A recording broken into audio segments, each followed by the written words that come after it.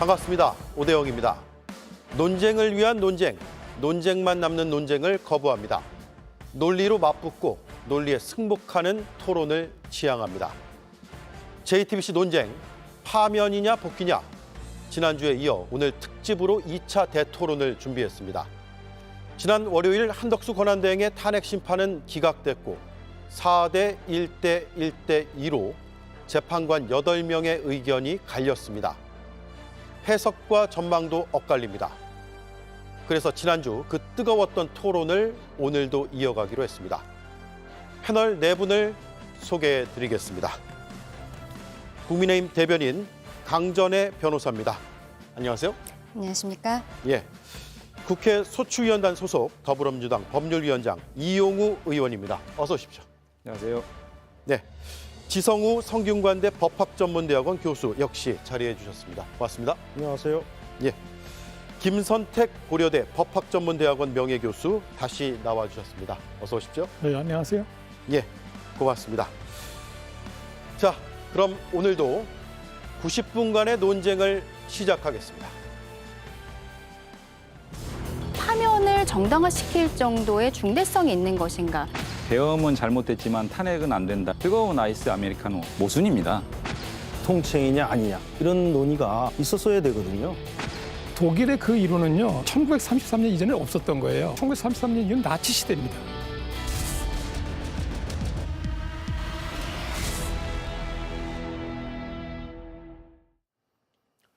네, 논쟁의 시작점 40초 관점입니다. 국론 분열을 막기 위해 전원이 일치된 의견이 나올 때까지 평의를 거듭하고 결론을 정하겠다. 이게 헌법재판소가 그동안 보여준 전례라고 합니다. 그런데 이번 대통령 탄핵 심판에서는 헌재가 전원 일치 의견을 만드는데 어려움을 겪고 있는 건 아닌지 세간의 추측들이 난무하고 있습니다. 한덕수 대행의 복귀도 또 하나의 계기가 된 것 같습니다. 전원 일치는 어려워졌는가? 네 분의 관점을 40초씩 말씀해 주시기 바랍니다. 오늘도 김선택 지성우 교수님, 이용우 의원, 강전의 변호사 순으로 드리겠습니다. 먼저 김 교수님. 한 총리 탄핵 기각 결정으로 전원 일치 결정은 어려워진 것으로 보입니다. 12월 3일 한겨울밤에 악몽이 시작된 지 115일째입니다. 탄핵 심판 절차가 시작된 지 104일째고 헌재가 변론을 종결하고 31일째입니다. 국민들이 너무 오랫동안 잠을 이루지 못하고 불안에 시달리고 있습니다. 헌법의 수호자라고 믿었던 대통령으로부터 배신당한 충격에서 헤어나오지도 못하고 있는데 이제 또 다른 헌법 수호자라고 믿어왔던 헌법재판소조차 의심의 눈으로 보이기 시작했습니다. 국가 시스템이 뿌리채 흔들리고 있습니다. 4.18 운명의 날을 무력하게 무책임하게 기다리고 있다가는 우리 모두 역사의 준이 될 것입니다. 한 총리도 국회도 그리고 헌재도 마땅히 할 일을 서둘러 주권자 국민에게 일상을 빨리 돌려주시기 바랍니다. 예, 시작하시죠. 네, 이미 애당초 탄핵의 인용 시한으로 잡았던 3월 14일과 3월 21일은 거의 경과했습니다. 그리고 이번 주가 지나면 이제 4월이 오는데 4월에도 아마 이 인용 정족수인 6인을 확보하는데 실패했거나 실패할 것으로 추정됩니다.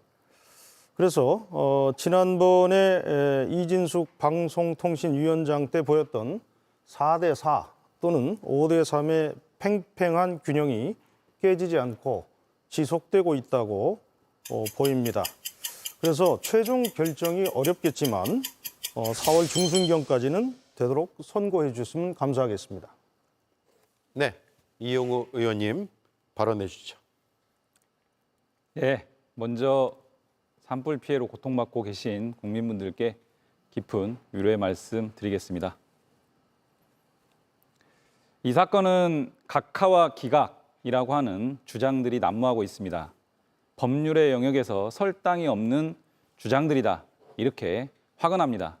이 사건과 관련된 결론은 파면 결정, 만장일치, 부동의 결론이라고 생각을 합니다. 이 결론이 이렇게 지연되는 부분들에 대해서 국민들이 많은 공분과 의구심을 갖고 있습니다. 이제는 신속한 파면 결정 선고가 중요한 시점입니다. 마지막으로 강전의 변호사입니다.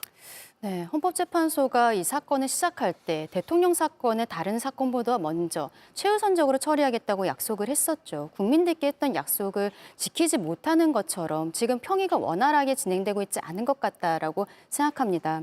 그렇다면 헌법재판소 입장에서는 오히려 대통령 측에서도 신속한 결정을 원하고 있는 부분들이 있고 우리 국민들께서 너무 힘드신 상황들인 거죠. 지금은 이제 저는 8대 0이라는 것은 어려운 상황이라고 생각을 하는데 어차피 결정문에는 본인 개인의 이름이 다 들어가는 것 아니겠습니까? 헌법재판관들이 본인이 생각하는 법과 양심에 따라서 이제는 결정을 내릴 때가 되었다라고 생각합니다. 예. 자, 이용우 의원은 만장일치 파면이 부동의 결론이다라고 했고요. 나머지 분들은 차이는 있겠지만 전원일치가 쉽진 않을 수 있다라는 의견을 주셨습니다. 네, 본격적으로 쟁점 첫 번째로 들어가겠습니다. 4대 1대 1대 2로 갈라진 헌재입니다. 한덕수 총리의 탄핵 사유에 대한 재판관 8명의 견해는 이렇습니다. 헌법재판관 임명을 보류한 결정은 헌법상 의무 위반이다. 단 파면에 이를 만큼 중대하지는 않다가 기각 4명이고요. 위헌 위법하지도 않다. 기각 1명 김복현 재판관입니다. 파면 사유다. 정계선 재판관 1명이고요. 내용 다투기 전에 아예 절차상 하자로 각하해야 된다라고 각하 2명을 택했습니다. 정영식, 조한창 재판관입니다. 역시 핵심은 엇갈린 숫자가 대통령 탄핵 심판 사건 결론에도 이어질 것이냐라는 건데 지금부터 자유롭게 토론을 해주시면 되고요. 먼저 김선택 교수께 드릴게요. 대통령 사건과 한 총리의 사건은 다르다? 재판관들의 성향에 따라 갈릴 수가 없다라는 이런 예상은 여전히 유효할까요? 일단 한 총리 사건하고 대통령 사건은 다를 수밖에 없죠. 기본적으로 대통령은 국민 직선으로 선출돼서 직접적인 아주 막중한 정당성을 확보하고 있는 공직자고 국무총리는 대통령에게서 임명된 임명직 공무원입니다. 기본적인 차이가 있어서 그 헌법재판소가 접근하는 방식이 다를 수밖에 없습니다. 그리고 지금 이 한 총리에 관해서는 그 직무 복귀를 고려했다는 그런 설들이 많이 지금 돌아다니고 있는데 그런 점이 있었을 수도 있고요. 근데 이제 제가 이번에 그 한 총리 탄핵 기각 결정문을 꼼꼼히 읽어보고 느낀 소감은 우리 그 재판관들께서 충실한 결정문을 쓰지 못했다 이런 생각이 듭니다. 지금 그 기각 결정문, 특히 그 4인 기각 또 1인 기각 의견 그 기각 부분을 읽어보면 상호 모순되는 점이 너무 많고 그리고 제대로 그 정제되지 않은 그런 내용의 그 결정문을 작성하고 있어서 매우 실망스럽고요. 그래서 뭔가 그 헌재 내부에 의사의 조율이 제대로 잘 안 되고 있다. 이런 강력한 어떤 그 시사를 받게 됩니다. 매우 안타깝게 생각되고요. 그래서 윤 대통령 탄핵 사건도 그렇게 쉽게 풀려나가지 않을 것 같은 큰 걱정을 하게 됐습니다. 지금 여당의 지도부에서는 기각 가능성이 커졌다 이렇게 주장을 하고 있거든요.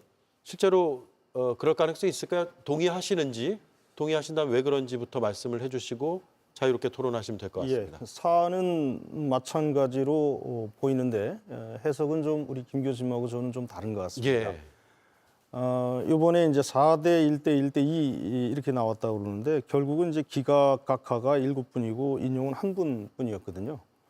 그런데 이제 각하를 하신 분들은 저희들이 대강 한 거의 8대 0 각하가 나온다 할 정도로 그 절차 위반 문제가 150석, 200석 그게 심했기 때문에 저희들이 이제 그쪽에 많이 논의를 했었는데 오히려 그 논의는 150석으로 가볍게 끝내고 이 내용에 대해서 여러 가지 의견들을 주셨습니다. 그 중에서도 두 가지 쟁점이 겹치는 문제였는데 첫째는 이제 계엄선포 묵인방조 공모의 위헌성 문제하고 두 번째는 국무회의의 위헌 위법성 그다음에 절차 위반 문제. 요게 이제 윤 대통령님 탄핵 사건하고 겹치는 문제라서 아까 김 교수님 말씀하셨지만 저도 이 부분을 굉장히 꼼꼼하게 좀 읽어봤는데 저도 김 교수님하고 이 부분에 대해서는 같은 의견입니다. 뭔가 이 부분에 대해서는 헌재가 대통령 심판 때 그것을 더 자세하게 논의하려고 그랬는지 이 부분은 철저하게 이제 피하고 힌트를 거의 주지 않아서 저희들이 보기에는 이 부분, 이 쟁점 두 가지는 여전히 의문으로 남아 있습니다. 예. 한덕수 대행의 사건과 윤 대통령의 사건은 완전 별개라고 보세요? 아니면 일정 부분 겹친다고 생각하세요? 아까 말씀드린 대로 이 두 가지가 겹치잖아요. 이 두 가지가 겹치고요. 이 두 가지가 겹치는데 그 두 가지 겹치는 것을 거기서 힌트를 주지는 않았을 것 같은데 예. 그래도 좀 뭔가 좀 발견해 보려고 열심히 읽어봤지만 제가 말씀드린 건 결론이 잘- 겹칠 가능성을 말씀드린 거예요. 결론은 제가 보기에는 같은 결론이 나올 가능성이 높습니다. 그 말씀 주셨는데요. 사실은 한덕수 총리 탄핵 사건과 윤석열 탄핵 사건은 전혀 다른 사건이고요. 탄핵 소추 사유 자체가 다릅니다. 다르기 때문에 그 의견들이 그대로 또 옮아갈 거다 이런 얘기는 뭐 전혀 그 근거가 없는 거고요. 저는 오히려 한덕수 탄핵 결정문에서 우리가 주목해야 될 부분들은 각하 판단 이 부분인데 그 정족수 문제 빼고요. 각하 사유라고 하는 것은 헌법재판소 재판관들의 직권 판단 사항입니다. 당사자들이 주장을 하든 안 하든 그런 각하 사유가 있는지 없는지를 확인하고 판단을 해줘야 되는데 지금 한덕수 총리 탄핵 결정 과정에서 각하 사유로 얘기되는 부분들이 윤탄핵 사건에서도 거의 그대로 이제 동일하게 좀 얘기되는 부분들이 있습니다. 뭐 예를 들면 내란죄를 내란 행위로 주장했다라는 부분도 한덕수 총리 사건에서도 그렇게 주장을 정리했거든요. 근데 이런 부분들에 대해서 이런 방구가 없습니다. 지적도 없고요. 아무런 판단이 없습니다. 결국 이게 각하 사유가 안 된다라는 것을 보여주는 부분이고요.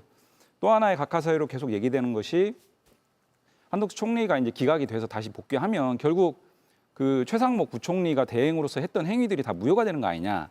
그중에 재판관 2명을 임명했던 부분도 무효이기 때문에 재판부 구성 자체가 문제가 있다. 이런 절차적 하자로 각하 주장도 했는데 이미 한덕수 총리 사건에서 그 재판관들이 관여해서 다 결정을 했거든요. 전혀 뭐 문제가 될 수 없는 부분들이고 증거 채택 문제도 마찬가지입니다. 증거 채택이 완화된 형사소송법의 어떤 전문 법칙에 따라서 증거를 채택하는 부분들에 대해서 문제 제기하면서 각하 주장을 하시는데 그 부분도 마찬가지로 한덕수 사건에서도 그 기준에 따라서 그냥 판단을 다 했어요. 각하 사유가 될 수 없다라는 부분들이고 나머지 법사위 조사 절차 거치지 않았다. 이 주장도 한덕수 총리 사건에서도 법사위 조사 절차 거치지 않고 국회 의결을 했거든요. 근데 이거에 대해서 아무런 지적이 없습니다. 탄핵 소추권 남용 마찬가지고요. 그래서 정리하면 한덕수 총리 탄핵 사건 결정에서 각하 사유로 얘기되는 부분들에 대한 아무런 판단이 없었고 지적이 없었다라고 하는 것은 동일한 각하 사유로 주장되는 윤 탄핵 사건에서도 그런 피청구인 측의 주장이 전혀 수용될 여지가 없다. 예. 이 지점을 분명하게 확인할 수 있습니다. 예. 저는 이용호 의원님과 좀 반대로 생각을 하는데요. 이번에 언급이 나오지 않은 부분들은 오히려 헌법재판소 내에서 그만큼 의견 조율이 안 되었기 때문이 아닌가라고 생각을 합니다. 저는 이번 국무총리 결정문을 보면서 대통령에 대한 사건의 선고가 더 많이 늦어질 수도 있겠구나라는 생각을 했었거든요.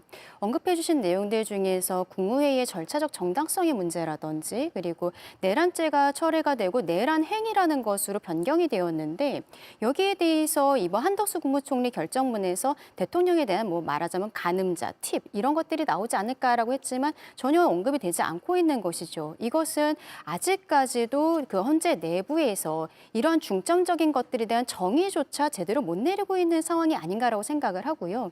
이런 것들이 저희 국민의힘 측에서는 얼마 전에 원내대표가 개인적인 의견을 전제로 해서 이제는 기각 가능성이 좀 있는 것이 아닌가라고 언론에 이야기를 한 부분들이 있습니다. 바로 이 내부에서 정의를 내리고 있지 못한 부분들 그리고 평의가 원활해 보이지 않는 부분들이 분명히 대통령이 그 주장한 부분에 대해서 동의한 헌법재판관들이 계시기 때문이라고 생각을 하거든요. 물론 결론은 봐야 알겠지만 이번 한덕수 국무총리 사건을 보면은 대통령 사건은 어쨌든 선고는 조금 더 늦어질 것 같다라는 결론입니다. 예. 앞서 김선택 교수께서 모순되고 정제되지 않은 내용들이 들어가 있다라고 했는데 구체적으로 어떤 내용입니까? 저는 하여튼 이번 그 한 총리 탄핵 기각 결정으로서 주목할 부분은요. 그 특히 윤 대통령 탄핵 사건과 이런 거 안에서 주목할 부분은 지금 각하 두 분이 쓰신 내용도 잘 들여다보면 그 잘 설득하기 어려운 부분들도 있습니다. 차관이 장관 대행할 때 차관 종족수로 하면 탄핵이 과연 되겠는가라든가 만약에 그 2분의 1 정족수를 계속 유지하게 되면 앞으로 뭐 국무원들을 줄줄이 탄핵해서 국정이 마비되지 않겠는가. 근데 그런 설신을 할 필요도 없는 거고요. 굉장히 무리하게 설시했다는 생각이 들고 그다음에 그 김복경 재판관의 기각 의견을 보면 그 기간 문제가 있는데 헌재 재판관을 그 임명하는 데 필요한 기간을 재판관의 자격 요건하고 그 재판관에 대한 그 국회 의결 절차를 문제 삼았는데 사실 그건 거의 검토할 필요도 없는 겁니다. 재판관의 자격 요건은 헌법재판소법이 명시돼 있기 때문에 국회에서도 그 재판관 선출할 때 미리 사전에 다 확인하는 거기 때문에 별 실익이 없는 거고 사실 또 국회 내부 의결 절차는 국회의 자율권에 속하는 사항이에요. 행정부가 관여할 문제가 아니고 그러니까 아주 중대하고 명백한 하자가 누가 봐도 알 수 있을 정도가 아닌 한 그 의결 절차를 뭐 확인하고 신중하게 검토하고 한다는 것 자체가 넌센스입니다. 그런데 하루 이상의 시간 이상 더 필요했기 때문에 이게 기각한다. 그리고 그렇기 때문에 위헌하지도 않다 이렇게 얘기를 했는데 저는 좀 놀랐습니다. 그런 식으로 쓸 수는 없어요. 왜냐하면 그때 이미 한덕수 총리께서 그 탄핵 들어가기 전에 이미 여야 합의가 없으면 임명할 생각이 없다고 했고요. 예. 탄핵 소추가 의결된 이후에조차도 또 그 여야 합의를 말씀하시고 그 임명을 할 수 없다는 식으로 얘기했어요. 그러니까 전혀 이런 위헌적 행위를 해소할 아무런 의지도 보여주지 않았음에도 불구하고 갑자기 그 자격 요건인이 뭐 국회 의결 절차를 들면서 그 상당한 기간이 경과되지 않았으니까 위헌성, 위법성도 없다. 이렇게 쓴 거는 저를 놀라게 했습니다. 이게 무슨 뜻이냐? 지금 이 세 분이 형식이나 절차의 흠결을 찾느라고 애를 쓰고 있는 거로 보여요. 이거는 윤 대통령 탄핵 사건은 매우 좋지 않은 신호라는 생각이 듭니다. 예. 그래서 제가 지금 뭐 저는 사실은 대통령이 탄핵하면 돼야 한다고 생각하는 사람이기 때문에 그런데 그래서 이 세 분이 어찌됐든 반대 입장을 견지하고 있는 것이 아닌가 하는 강한 의심이 듭니다. 지금 말씀하신 재판관은 김복형 재판관, 그렇습니다. 예. 기각 의견 1명, 5명 중에 1명이죠. 위헌하지 예, 않다라는 그 자체도 의견 하나. 부인한 경우죠. 예. 예, 그리고 각하 2명, 정영식, 조한창. 예. 김복형, 정영식, 조한창 재판관은 형식 절차를 애써서 문제 제기하기 위해서 찾는 중이다라는 표현까지 쓰셨어요. 예, 김 교수님 저하고 거의 의견이 다 비슷하십니다. 그러니까 세부적인 사안에 대해서는 교수님 의견에 저는 동의합니다. 그런데 이게 왜 이렇게 됐는지를 제가 생각을 해봤습니다. 이거를 뭐 한 10여 차례 이상 계속 읽으면서 학생들에게도 이거 숙제 줘가지고 읽게 했는데 이게 제가 보기에는 같은 날 혹시 대통령 심판 사건과 국무총리 심판 사건을 같이 한다는 이야기들이 한참 있었거든요. 그래서 혹시 같은 날 하려고 어떤 부분을 쭉 써놨다가 지금 김 교수님 말씀하신 그 부분들을 삭제하고 드러내고 정리하는 과정에서 이게 앞뒤가 안 맞거나 이 단어는 여기 쓸 말이 아니고 다른 데 좀 설명을 한다든가 아까 말씀드린 계엄선포 공모 위헌성 문제를 하려면 계엄선포의 원래 위헌성을 따져야 되는데 그런 것도 뺐다든가 예. 그래서 이게 논리의 수미상관이 상당히 좀 부족한 그러한 판결문으로 보여서 추측컨대 제 생각에는 같이 쓰려고 했다가 겹치는 부분을 뺐으면 급하게 뺐으면 그것도 한 2, 3일밖에 시간이 없었으니까 그러면 이런 결정문이 나올 수도 있겠다. 전 그렇게 생각을 했습니다. 한마디만 좀 보태도 되겠습니까? 그 네 분의 기각 의견도 문제가 많아요. 왜 그러냐면 보통 그동안의 탄핵 사건을 심사할 때 보면 되게 그 위법 행위 자체의 그 위법성 그걸 먼저 검토하고요. 그다음에 그 위법 행위가 중대하냐 안 하냐를 따지기 위해서 법익을 형량한 다음에 중대하다 안 하다를 판단해서 바로 결론을 냈습니다. 근데 이번에는 어떻게 했냐면 그 행위가 그러니까 헌재 재판관 미명 행위 그게 위법하다를 먼저 쓰고 그다음에는 이 위법 행위가 가볍다고 볼 것은 아니다. 그러니까 사실상 중대하다고 해놓고 바로 이어서 그럼에도 불구하고 그 위법 행위의 중대성과 탄핵 선고의 효과 사이를 법익 형량한다 이렇게 나왔어요. 그래서 저는 왜 이게 3단계가 됐을까? 그다음에 또 형량을 한다고 해놓고서는 그 위법 행위의 중대성과 나란히 놓아야 될 반대 논거를 이상한 걸 들고 있습니다. 예컨대 헌법재판소를 무력화할 의사가 있느니 없느니. 근데 그건 논할 실익도 하나도 없는 게 당시에 이미 헌재 재판관은 6명밖에 없었기 때문에 이미 무력화 됐어요. 예. 그러니까 별도로 무력화할 의사가 필요도 없는 겁니다. 그러면 두 번째는 당시에 대통령 권한대행의 지위나 권한에 대한 논쟁이 있었다는데 그것도 말이 안 되는 게 이미 그 당시에 한덕수 총리께서 본인은 헌법재판소 재판관 임명을 하지 않겠다고 얘기했어요. 그러니까 그 임명 권한이 자기에게 있다는 걸 확신하고 하는 얘기 아닙니까? 그러니까 그건 뭐 권한의 논쟁은 말할 필요도 없는 거고요. 그 마지막 세 번째 건 더 이상합니다. 그 한덕수 대행이 그 탄핵단 이후에 최상목 대행이 두 분의 재판관을 이미 임명했기 때문에 한덕수 대행이 일으킨 그 손상시킨 헌정 질서가 일부 회복됐다는 거예요. 그건 한덕수 대행과 아무 상관도 없는 데다가 오히려 한 대행이 헌정 질서를 침해했다는 것은 건데 그게 어떻게 법익 형량에 이쪽에 한덕수 총리한테 유리한 그 근거가 됩니까? 그래서 제가 굉장히 이상한 결정문을 쓰셨다. 그렇게 쓴 걸 보고 뭘 느꼈냐면 아니 이렇게 쓰려면 그냥 인용으로 썼어야 되는데 갑자기 또 기각의 끝에 가서는 예. 저는 저희가 이런 결정문을 그동안 본 적이 없고요. 뭔가 좀 혼란스럽다. 이 결정 그래서 심지어 그런 얘기까지 나오는 거예요. 이게 원래 인용 결정문을 쓰려다 갑자기 기각으로 바꿔서 이렇게 된 건가? 심지어 그런 의심까지 받고 있고요. 결과만 바꾸고 내용은 유지를 했는데 내용을 그대로는 안 했지만 예. 이게 손을 완전히 다 못한 거예요. 전체를 다 손질을 못한 거 이런 의심도 누가 하더라고요. 저는 제 얘기는 아닌데 제가 볼 때는 이 결정문이 그래서 제가 아까 제대로 정제되지 않았다 이런 말씀을 드린 거고요. 기본적으로 이게 그 위법의 중대성을 따질 때 이미 형량을 했어야 되는 건데 그리고 갑자기 마지막 세 번째 단계에 형량을 넣은 다음에 형량이 가능한 논거를 배치하지는 않았어요. 예. 근데 어떻게 이렇게 결정문을 썼지? 이런 의심이 들고요. 그래서 저는 지금 글쎄 잘 모르겠는데 헌재 재판관들이 제대로 지금 이 탄핵 사안을 들여다보고 있는 건지 그리고 우리가 그동안 윤 대통령 탄핵 사건 선고가 자꾸 늦어지면서 결정문의 완성도를 높이고 뭐 정확히 쓴다고 했는데 뭐 이렇게 쓰는 걸 봐가지고는 정확히 쓸 필요도 없을 것 같습니다. 빨리 선고하는 게 낫지. 예.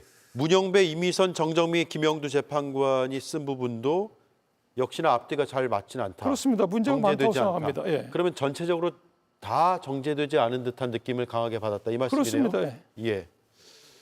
예, 교수님 말씀하신 것처럼 뭐 그 전체적으로 프레임워크가 딱 들어맞지는 않지만 사실은 헌법재판소의 결정문이 제2차 탄핵 때 박근혜 대통령 탄핵 때 보면 1차 탄핵 때 그러니까 노무현 대통령 때 탄핵은 지금 교수님 하신 말씀이 딱 들어맞습니다. 그러니까 위헌 위법을 사실관계를 확정하고 그다음에 이게 위헌 위법인지 판단하고 그다음 3단계로 요거의 중대성을 판단합니다. 이렇게 3단계로 정확하게 들어맞는데 박근혜 대통령의 탄핵 사건에서 1, 2, 3번 특히 최소원 씨와 관련된 부분에 있어서는 사실은 그 서술이 여기 딱 들어맞지도 않습니다. 예. 그래서 그런 거를 생각해 보면 급히 서술된 것은 맞는 것 같은데 그렇다고 해서 지금까지와 완전히 배치된다고도 또 볼 수 없다. 예. 이렇게 생각합니다. 좀 말씀드리고 그 한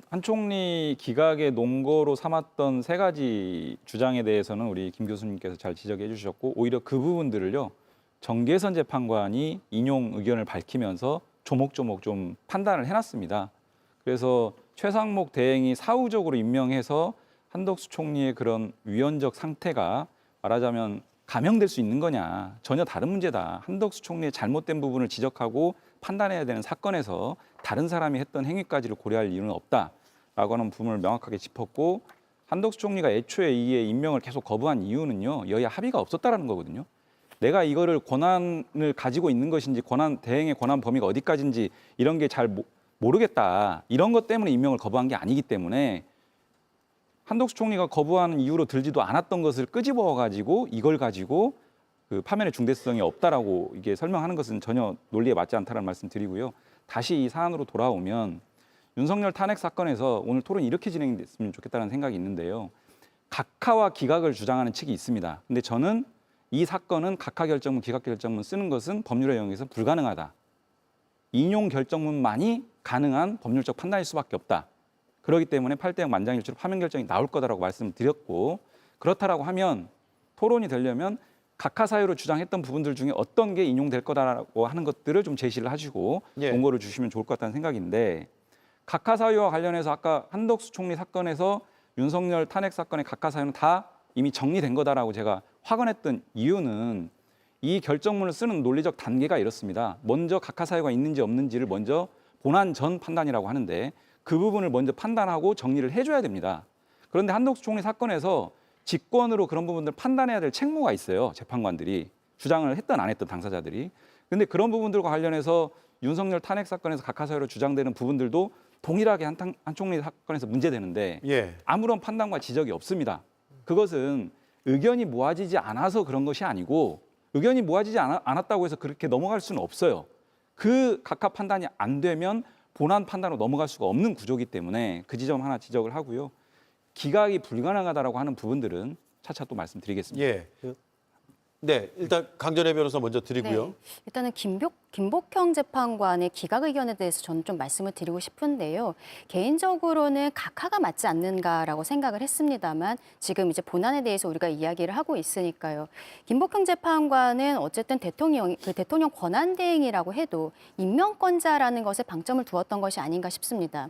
왜냐하면 네 분의 기각 의견 같은 경우에는 자격 요건이 그냥 있었다라는 전제하에 그 다음 판단으로 들어가는데 김복형 재판관 같은 경우에는 자격 요건과 선출 과정의 하자 이런 것들에 대해서 대행도 여기에 대해 어쨌든 검토하는 시간이 필요하다라는 것이죠. 그래서 즉시라는 것이 아니라 말하자면 상당한 기간 내에 해야 한다라고 결정을 내린 것입니다.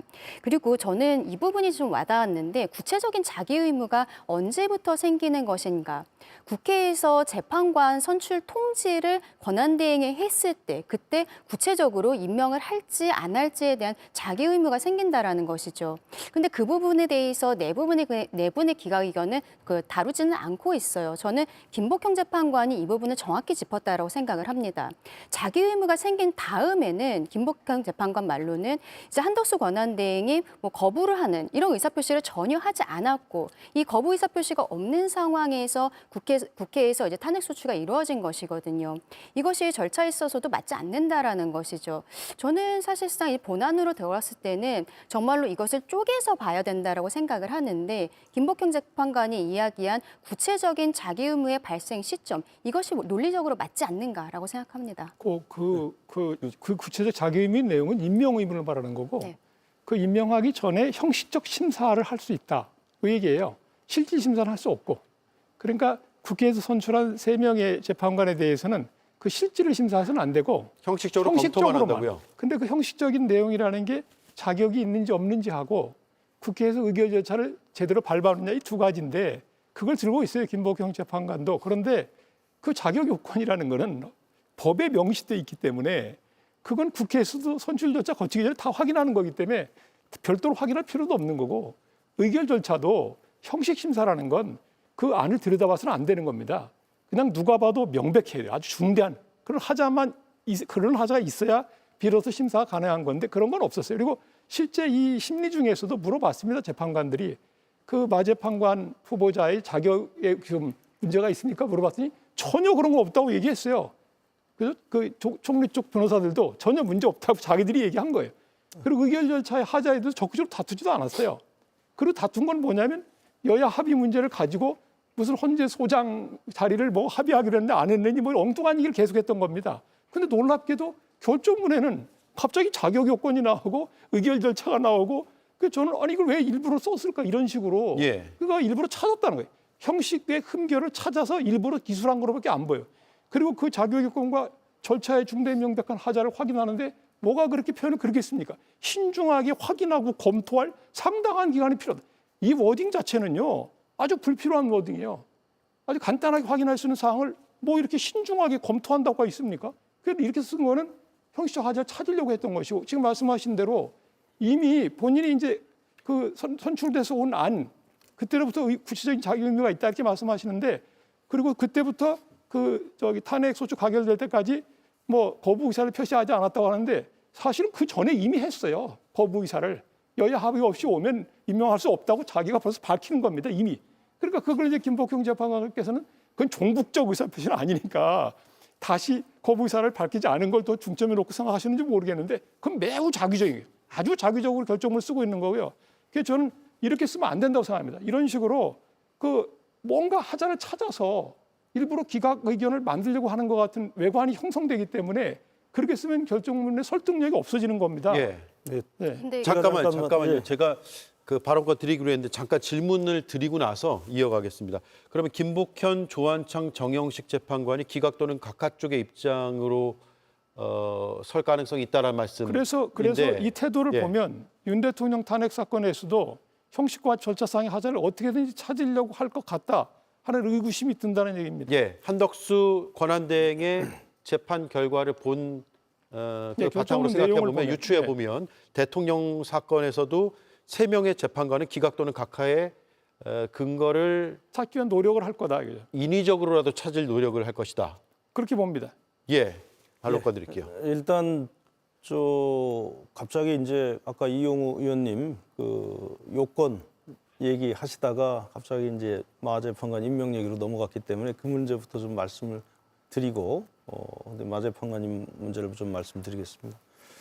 그 각하가 절대로 안 된다고 하셨는데 아까 말씀드렸다시피 각하가 될 한 대여섯 가지의 요건 중에서 지금 헌재가 대부분 얘기를 안 했습니다. 그리고 거기에 대해서는 판단을 안 한 게요. 특히 이제 내란죄와 내란 행위 같은 거 거기에 대해서도 헌재가 명확하게 지금 이야기를 안 하고 넘어갔습니다. 그건 아마 대통령 심판 사건 때 이 각하 사유에서 저는 논의가 좀 될 거라고 생각을 하는데 그게 논의가 전혀 안 됐다고 그래서 그냥 기각 인용으로 계속 이렇게 갈 수 있다라고 하시는 것은 좀 논리의 비약이 아닐까 이렇게 생각을 하고 있고요. 아마도 이 각하 사유에 대해서는 좀 더 심각하게 심도 있는 논의가 대통령 탄핵 사건에서 될 겁니다. 예. 김 교수님, 김 교수님 말씀하신 것에 대해서 조금 말씀을 좀 짧게 드리면, 네. 이 기각 의견들이 그러면 나머지 재판관님들도 모두 나머지 이 한 분 정계선 재판관님 외에는 나머지 재판관님들도 모두 같이 찾았다 이렇게 말씀을 하셔야 수미상관한 논리입니다. 그래서 지금까지 대충 뭐 4대 4, 5대 3 이렇게 얘기할 때에 재판관님들의 어떤 그 방향성, 경향성하고는 달리 억지로 찾았다기보다는 그게 부족하고 빠지긴 했지만 핵심적인 내용들은 다 들어가 있다고 생각을 합니다. 제가 한마디만 할게요. 근데 그 짧게 네 분, 부탁드릴게요. 짧게 네 분의 경우는 뭐였냐면 위헌 위법 행위는 인정하는데 위헌 위법성은 있으나 그것이 중대하지 않다는 식으로 이렇게 한 거예요. 그래서 파면을 선고할 만한 건 아니다. 이렇게 했는데 여기서 사실은 중대한 문제가 또 있긴 있어요. 뭐 간단히 말씀드리면 원래 중대성 요건이라는 건 이렇게 아무한테나 다 적용하면 안 되는 거예요. 애초에. 왜 그러냐 보세요. 우리 헌법에는 명문으로 직무집행 중에 위헌 위법만 있으면 파면하게 돼 있어요. 탄핵하게. 근데 중대성 요건을 끌어들인 거는 헌법에 법정화가 안 돼 있는 겁니다. 무슨 뜻이냐면 대통령 사건의 경우에는 헌법에 그런 중대성 요건이 명시되어 있지 않는다 하더라도 다른 헌법의 여러 조항에서 끌어내서 예. 위헌 위법하다 하더라도 파면하지 않을 수 있게끔 요건을 형성할 수 있어요. 이 면책 요건처럼 그런 가능성이 열려 있는데 총리의 경우는 그런 가능성이 없습니다. 지금 잠깐만. 전혀 지위가 다르고 원래 그 자리에 오르는 그게 다 다르기 때문에 근데 이 중대성 요건을 헌재가 너무 확장 해석해서 지금 모든 탄핵 사건을 다 쓰고 있습니다. 근데 원래 헌법재판소에서 처음에 노무현 대통령 할 때 그때 대통령이시고 하니까 사소한 위법 행위를 어떻게 탄핵을 하느냐 그게 중대성 요건을 그렇게 만들어낸 거예요. 그래서 이 부분이 뭐 어차피 지금 선례가 뭐 많이 쌓여서 계속 그렇게 하고 있지만 헌재가 한번 재검토를 해야 될 겁니다. 예. 예. 그 내란죄를 내란 행위로 주장했던 부분들에 대해서 이게 각하 사유로 검토될 수 있다라고 하는 전제에서 말씀을 주셨는데요. 각하 사유로 검토 대상 자체가 안 된다라는 것은 아마 교수님께서도 아실 것 같고요. 그러니까 내란죄를 내란 행위로 바꿔서 주장을 한 게 만약에 이게 문제가 된다라고 하면 그냥 재판관들이 내란죄로 접근해서 판단을 하면 되는 거고 그래서 달리 얘기하면 이것은 본안 전에 각하 검토 대상이 아니라 본안에 들어가서 그냥 판단하는 문제고 이것은 윤 탄핵 사건 변론 준비기일에서 그 수탁 재판관 두 분께서 그냥 공개적으로 발언했습니다. 피청구인 측에서 그런 주장하니까 그거는 법적 평가의 문제니까 우리가 알아서 잘 판단해 볼게요. 걱정하지 마세요.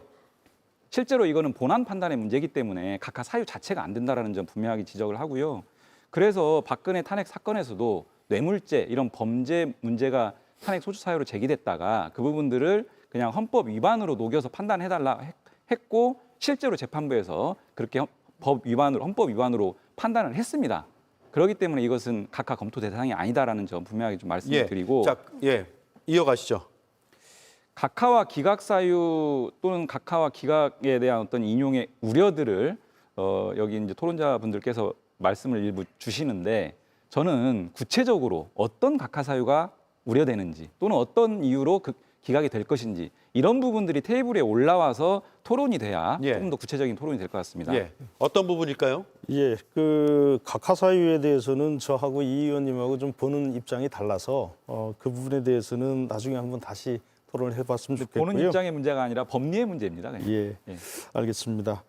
그 제가 이제 그 교수님께 말씀드리고 싶은 내용은 아까 조금 길게 그 중대성 부분을 대통령에게만 인정하고 나머지는 인정하지 말자는 건 참고로 그건 교수님께서 이제 그렇게 생각하신다는 거고 마지막에 말씀하셨다시피 일반적으로는 지금 위헌위법과 중대성을 같이 판단합니다. 그다음 중요한 게 마은혁 재판관의 임명에 관한 건데요. 전체 우리 헌법재판소법에는 111조 3항에 헌법재판관은 재판관 중에서 3위는 국회에서 선출하는 자를 3위는 대법원장이 지명하는 자를 임명한다. 대통령이 임명합니다. 그런데 중앙선관위의 위원은 대통령이 임명하는 3인, 국회에서 선출하는 3인과 그리고 대법원장이 지명하는 3인의 위원으로 구성한다 이렇게 되어 있습니다. 이게요 다릅니다. 그러니까 중앙선관위는 3인 지금 말씀하시는 거는 중앙선관위는 맞을 수 있어요. 거기서 바로 선출하는 것은 맞는데 그러면 지금 교수님 말씀하신 것에 의하면 중앙선관위랑 지금 우리 헌법 111조의 헌법재판소 재판관이랑 동일한 조문으로 규정을 했으면 저도 수긍을 하겠습니다만 조문 자체가 임명한다, 구성한다예요? 3명을 추천받아서 대통령이 임명하도록 돼 있고 중앙선관위는 바로 추천 자체가 임명이 돼버립니다. 그러니까 이거는 헌법이 의도적으로 헌법재판관에 대해서는 이거는 상호작용 그러니까 대통령의 임명권과 국회의 추천권이 같이 상호적으로 권력 견제의 알겠습니다. 차원에서 작용하도록 구성해놨다. 그런데 헌법재판소도 다 인정하고 있어요. 대통령에게 임명권은 있다고 이미 인정했고 다만 그 국회에서 선출된 3명은 단순히 선출만 하는 게 아니고 헌법재판소를 구성하는 걸 한 거예요. 그러니까 헌법재판관 3명을 선출해서 헌법재판소를 구성하는 권한이다. 그러면 대통령의 임명권은 도대체 뭐란 말인가? 그 부분에 대해서 임명 행위를 형식적으로 하는 거다. 이렇게 한 거예요.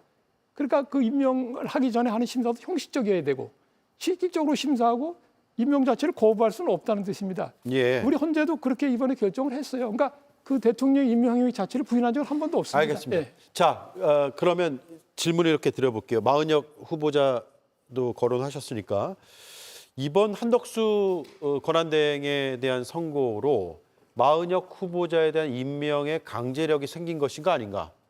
즉 위헌이다. 다만 파면에 이를 정도는 아니다라고 결정한 그 정신에 비춰보면 위헌이기 때문에 빨리 임명을 해야 된다. 가 지금 민주당 주장이고 그렇지 않다라고 국민의힘은 주장하고 있는데 강전혜 변호사부터 들어볼게요. 일단 제가 지난주에도 말씀을 드렸었는데요. 마은혁 후보자라는 사람이 결정문에 들어간 것은 민주당에서 추천을 했기 때문인 것이죠. 국회에서 선출 절차를 거친 사람이기 때문에 그 이름이 들어간 것입니다. 근데 국민의힘 입장에서는 이 마은혁 후보자의 과거 전력이라든지 이런 것들에 국민의 눈높이에 맞지 않다라는 거예요. 그래서 저희 측에서는 임명을 하면 안 된다라고 말씀을 드리는 건데 그렇다면은 이미 청문회는 끝난 상황이지만 국민의힘으로 하여금 마은혁 후보자에게 검증 검증할 수 있는 시간을 국회에서만 갖는 것이 저는 맞지 않는가. 그리고 거기서 뭐 생중계 같은 것을 하면 뭐 민주당에서 그렇게 생각할 수도 있어요. 국민의힘에서 티끌 만한 것이라도 꺼내서 이 사람 임명하지 말아야 된다고 계속 주장하는 거 아니냐. 근데 지금은 그럴 수 있는 상황은 저는 아니라고 생각하거든요. 그리고 4월 18일에 어쨌든 또 두 분의 재판관들이 임기가 끝나는 것 아니겠습니까? 정말로 국민의 눈높이에서 이분에 대해서 검증할 수 있는 시간을 국회가 여야가 노력해서 하는 방법이 있을 것이라고 생각을 합니다. 예. 그런데 이제 만약에 즉시 임명을 해야 된다거나 혹은 마은혁 후보자에게 바로 재판관의 지위가 있다 이런 것을 확인할 수는 없다는 것이 헌법재판소의 결론이었는데 이번에도 한덕수 국무총리 사건에 있어서 파면에까지 이를 수는 없다라고 하면서 나왔었던 근거가 헌법재판소를 무력화시키기 위한 목적 또는 의사에 기인하였다고까지 인정할 증거 같은 것이 없다라는 것이거든요. 그리고 또 하나는 당시의 권한대행의 권한이 어디까지 범위인지 명확하지 않았다라는 겁니다.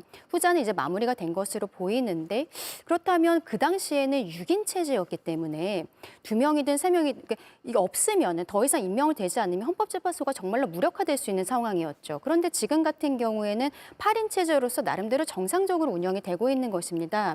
이것이 마은혁 후보자를 임명하지 않는다고 해서 무력화시키려는 시도라고 볼 것인가? 만약에 민주당에서 다시 한번 한덕수 국무총리에 대해서 이 마은혁 후보자를 임명하지 않는다는 이유로서 탄핵에 이르게 된다고 해도 똑같은 이유로서 기각 결정이 나오지 않을까라고 생각합니다. 똑같이 기각될 것이다. 그 전혀 다른 사정 변경들이 상당히 있습니다. 그때 당시 한덕수 총리 결정에 전제가 됐던 그때 당시의 상황과 지금은 상당 기간이 지났습니다. 김복형 재판관조차도 상당 기간 도과를 분명하게 인정할 수밖에 없는 기관이 도과를 했고요. 권한 범위가 어디까지냐 이런 부분들은 논란은 다 사라졌다라는 것은 강 변호사님도 이제 인정하시는 부분이고요. 그 사이에 헌법재판소에서 권한쟁의 심판 청구에 대한 인용 결정을 하면서 위헌이다 못 박았습니다. 그것은 헌법재판소법에 따른 기속력에 따라서 이제는 임명해야 된다라고 하는 의무가 발생하는 상황이고요. 위헌 위법이 이렇게 헌재에서까지 다시 한번 확인됐는데도 여전히 임명 안 한다라고 예. 하는 것을 헌재가 과연 인정하겠느냐라고 하는 생각이 들고요. 이것은 단순히 헌법 위반이나 헌법재판소 결정을 무시하는 것을 넘어서서 입법부를 무시하는 게요. 국회에서 선출을 했습니다. 실질적인 선출 권한을 가진 국회의 어떤 이런 부분들, 권한들을 다 무시하는 부분이고 더 나아가서 오늘도 그리고 기존에도 국회의장께서 위헌 상태가 계속 지속되고 있으니 임명해야 된다. 몇 차례 촉구했고 국회의 집합적 의사결정으로 임명 촉구 결의안까지 통과를 시켰지 않습니까? 이런 입법부의 여러 단계 절차 과정들을 다 무시하는 행태다. 이런 부분들을 과연 또다시 헌재로 갔을 때 이거 헌재가 다시 또 기각시킬 거냐? 저는 전혀 그렇게 보지 않다. 이렇게 정반대의 생각이시네요.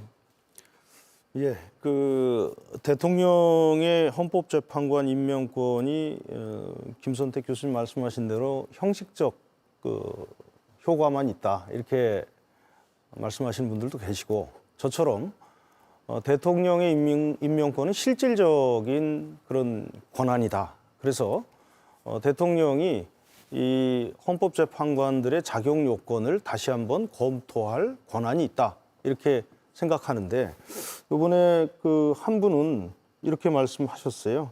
탄핵 심판을 진행하면서 법률 위반 등의 다양한 사안에 관해서 검토하여야 한다 이렇게 돼 있거든요. 그러니까 그것은 어떻게 보면 형식적으로 법률 위반만 아까 교수님 말씀하신 대로 검토하라고 읽힐 수도 있고 제 의견처럼 법률 위반 외에 다른 비위 행위도 있을 수 있으니 검토하고 또 국회에서 그동안에 쭉 이어져 오던 3인 중에 1인은 합의에 의해야 한다라는 것도 검토 대상에 포함될 수 있다. 이렇게 본다면 그것은 헌법 위반이 딱 들어맞지는 않을 겁니다. 네. 제가 마지막으로 하나 말씀 아까 하셨는 이 의원님께서 이미 국회가 대통령을 대상으로 한 권한쟁의 심판에서 8대 0으로 헌법재판관 미임명 행위는 위헌이라고 결정한 겁니다. 그래서 헌재법에 따라서 임명 의무가 이미 발생했어요. 그건 강제적인 겁니다. 그 자체로. 근데 이번에 한 총리 탄핵 기각 결정문에서 김복형 재판관이 갑자기 그건 위헌이 아니라 이래 버렸어요. 예. 자기 모순입니다. 권한쟁의에서 8대 0으로 그 위원이라는 데 가담해 놓고 왜 한 총리 탄핵 결정문에 갑자기 기각의견을 쓰면서 그 위원 위법이 아니다 이래 버리면 어떡합니까? 도대체 며칠이나 됐다고. 그것도 그래서 제가 자꾸 형식적으로 하자를 찾고 있다고 보는 거고요. 그리고 지금 이번에 8명 그 같이 하지 않았습니까? 한 총리 탄핵 기각 결정문 쓴 것도 그중에 위원 위법이 아니라는 한 명뿐이에요. 김복경 재판관 한 명뿐이고 그분도 권한쟁의 심판에서 했던 자기 견해를 뒤집은 겁니다. 그러니까 지금 그 한 총리 그 탄핵 기각 결정이 이제 끝나서 그 복귀하지 않았습니까? 그럼 대통령 권한대행으로서는 당연히 마은혁 재판관 후보자를 임명해야만 되는 겁니다. 권한쟁의 심판은 8대 0이었고요. 이번엔 단 한 번만 그 임명 안 해도 된다. 위원 위법이 아니라고 말한 것뿐이에요. 예. 그 부분은 각하였고. 예. 그래서 그러면 나머지 임명을 안 부분은 하면 다 임명하라는 거였기 임명 때문에 안 해야만 하면 하는 겁니다. 탄핵 추진이 필요하다고 보시는 거예요? 당연하죠. 왜 그러냐면 그 한 총리 처음 그 탄핵됐을 때는 며칠 안 됐을 때입니다. 그러니까 그게 임명에 필요한 시간이 뭐 요구된다 말할 수도 있지만 그때부터 지금 90일이나 됐습니다. 근데 그 90일 기간이 상당한 기간을 넘어도 한참 넘은 거죠. 예. 김복경 재판관의 말에 제가 따르더라도. 한 말씀만 딱 예. 예. 드리겠습니다. 예. 30초 드릴게요. 예. 제가 지난주에도 두 분께 말씀을 드렸던 것 같은데 여전히 거기에 대한 답은 제가 얻지 못했습니다. 헌법 불합치한 게 수십 건 지금 국회로 가 있잖아요. 교수님 지금 뭐 100일이 지났는데 안 됐다 하시는데 그건 몇 년씩 지났습니다.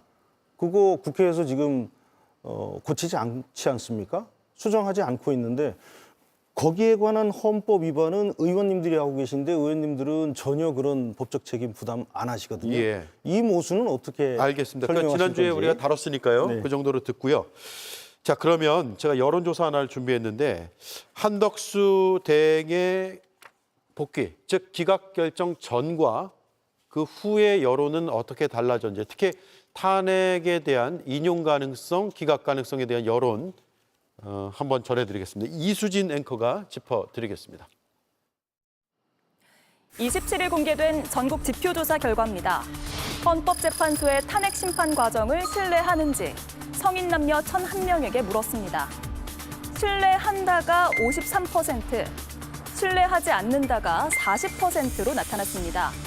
지난주 결과와 비교를 해보면 신뢰한다는 응답은 전주보다 7%포인트 감소했고 반대로 신뢰하지 않는다는 4%포인트 늘었습니다. 세부적으로 살펴보면 더 인상적인 대목이 있습니다. 탄핵 인용, 즉 윤석열 대통령이 파면돼야 한다고 생각하는 사람들의 신뢰도 하락이 두드러졌다는 점입니다. 지난주까지만 해도 신뢰한다고 답했던 비율이 탄핵 인용 그룹의 74%였는데요. 이번 주에는 59%를 기록했습니다. 15%포인트나 떨어진 겁니다. 반면 탄핵 기각, 즉 대통령이 돌아와야 한다고 생각하는 응답자들은 반대 양상을 나타냈습니다. 지난주 조사 때 신뢰한다는 응답은 40%였는데요. 이번 주에는 6%포인트 올라서 46%를 기록한 겁니다.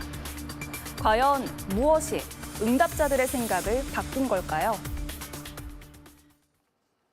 예, 헌법재판소의 탄핵 심판 과정에 대해서 신뢰한다 53%, 신뢰하지 않는다가 40%, 모름 무응답이 7%가 나왔는데 눈에 띄는 점은 그 다음입니다.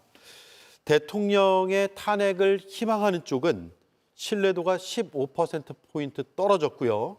기각을 희망하는 쪽은 신뢰도가 6%포인트 늘었습니다. 그러니까 대통령의 기각을 바라는 쪽에서는 한덕수 총리에 대한 기각 결정을 본 뒤에 헌재에 대한 신뢰도가 높아진 것 아닌가라는 추론이 충분히 가능하고요. 이 전장 한번 볼까요? 대통령의 탄핵 인용, 즉 파면을 원하는 쪽에선 한 총리의 기각 결정으로 탄핵 심판에 대한 신뢰도가 떨어졌다. 그것도 15%포인트가 지난주 대비 떨어졌다고 역시 추론해 볼 수 있을 것 같습니다. 이 추론에 대해서 한 말씀씩 들어보죠. 먼저 이용우 의원님. 예, 그 두 가지 요인이 좀 작용한 것 같습니다. 제가 이런 얘기를 하는데요. 이제 평의 기간과 이 헌재 결정에 대한 신뢰도는 반비례한다. 이런 얘기를 좀 많이 드리고 있는데요. 지금 계속 이 사건, 윤탄핵 사건과 관련해서는 탄핵 소추 사유가 간단하고 명징합니다. 왜 이렇게 길어져야 되는지 국민들이 다 이해를 못하고 계세요. 예. 그래서 한편으로는 이렇게 길어지는 이유가 순수한 법률적, 법리적 판단을 넘어서서 또 다른 요인이 작동하고 있는 거 아닌가라고 하는 의구심과 심지어 공분까지 이렇게 모아지는 부분이기 때문에 이런 것들이 헌재 심판 과정에 대한 어떤 불신과 신뢰도 저하로 작용하는 거 아닌가 이런 예. 생각이 좀 들고요. 두 번째는 그게 이번 한덕수 총리 탄핵 기각 결정에서 분명하게 좀 드러난 측면이 있습니다. 아까 말씀하신 것처럼 그 위헌이다라고 하면서도 이게 중대하지는 않기 때문에 파면할 정도는 아니다. 근데 그 파면할 정도는 아니다라고 하는 근거로 삼았던 내용들이 굉장히 이례적이고 좀 엉뚱하거든요. 이런 부분들에 대해서 국민들이 이 결정의 내용을 수긍하지 못하는 측면들이 있어요. 그렇기 때문에 전체적으로 헌법재판소의 탄핵 심판 과정에서 순수하게 어떤 법률과 법리의 어떤 영역에서 판단들이 이루어지지 않는 또 다른 어떤 요인들이 작동하는 것에 대한 불신과 우려 이런 것들이 좀 작용한 결과물이다 이렇게 생각합니다. 예. 신뢰한다, 안 한다 이것이 저는 사실상 그 원하는 답을 나올 것인가 안 나올 것인가 여기에 따라서 달라진 것이 아닌가라고 생각합니다. 이 의원님 말씀하신 것처럼 평의 기간이 길어지는 부분들 이것이 어떻게 보면 윤석열 대통령이 돌아오기를 원하는 분들 입장에서는 기각 가능성이 높아지는 것이 아닌가. 특히 한덕수 권한대행에 대한 이 결정에 있어서 좀 분열 양상을 보이고 있는 부분들이 대통령이 돌아올 수도 있다라는 생각하에 신뢰도가 오히려 높아진 것이라고 저는 생각을 하고요. 그 이제 또 대통령의 파면을 원하는 쪽에서는 반대 입장이 나온 것이 아닌가라고 생각을 합니다. 최근에 또 다른 여론조사를 보면은 이 결정에 대해서 수긍할 것인가, 수긍하지 않을 것인가 여기에 대해서도 반반 양분되는 듯한 모습들이 있거든요. 결과적으로 저는 이것은 헌재의 신뢰도가 한덕수 국무총리의 사건으로서 뒤집혔다라든지 많이 바뀌었다라기보다는 지금 국민들께서 그만큼 간절하게 본인들이 생각하는 바에 있어서 협의가 되지 않는 부분들 그런 것들을 보여주고 있는 결과가 아닌가라고 생각합니다. 예. 자, 뒤집어 얘기하면 탄핵 소추가 기각될 경우에 탄핵을 원하는 여론 지금 그래도 상대적으로 높은 상황에서 헌재에 대한 신뢰도는 더 떨어질 것이다로 해석할 수도 있을 것 같아요. 어떻습니까? 지금 한 총리 탄핵 기각 결정이 크게 영향을 미쳤다기보다는요. 헌재는 처음부터 윤 대통령 탄핵 사건 시작할 때부터 그 사건이 최중요한 사건이다. 가장 빨리 철회하겠다는 식으로 수없이 약속을 했는데 근데 그거보다 더 늦게 들어오고 변론이 끝난 한덕수 총리 탄핵 결정을 먼저 선고하고 있습니다. 국민들이 여기서 굉장히 놀랐을 거고요. 그렇다면 이게 지금 뭐가 잘못되고 있다. 이런 사인이 지금 갔고 또 지금 다 아시겠지만 4월 18일이 되면 2명의 재판관이 나가시게 되면 재판관이 6명이 되면서 더 이상은 탄핵을 비롯한 모든 헌법재판소 심리가 불가능해집니다. 7명이 있어야 심리가 가능하기 때문에 네. 헌법재판소 정지돼 버려요. 그러니까 국민들이 지금 불안이 극에 달하고 있습니다. 그러니까 헌법재판소는 본인들이 한 약속도 지키지 않고 또 자기들이 헌재 윤 대통령 탄핵 선고에 대한 그 지연되는 사유를 설명한 적도 없고 그리고 지금 한 총리 탄핵 기각 결정문을 보면은 상당히 어지럽다는 생각이 듭니다. 혼란스럽고. 그러니까 이게 국민들이 당연히 불안할 수밖에 없고요. 우리가 당연하다고 생각했던 결과가 아닌 그런 어떤 논란으로 결국 잘못하면 4월 18일로 그냥 밀려가서 헌재가 기능이 마비되는 거 아닌가. 이런 불안 때문에 헌법재판소에 대한 불신이 계속 높아져 가고 있는 것 같습니다. 아마 다음 주에 조사해 보시면 지금보다 또 많이 떨어져 있을 겁니다. 예. 이건 심각한 문제입니다. 예. 이 통계에 대해서 제가 지난주에도 문제점을 좀 말씀드렸는데 그냥 1,000명을 조사해가지고 그래서 신뢰합니까? 안 합니까? 이렇게 물어본 게 아닙니다. 이거는 탄핵 당해야 됩니까? 아닙니까? 이렇게 물어본 다음 그 탄핵 당해야 된다고 얘기한 그분들에게 물어본 겁니다. 예. 그렇죠?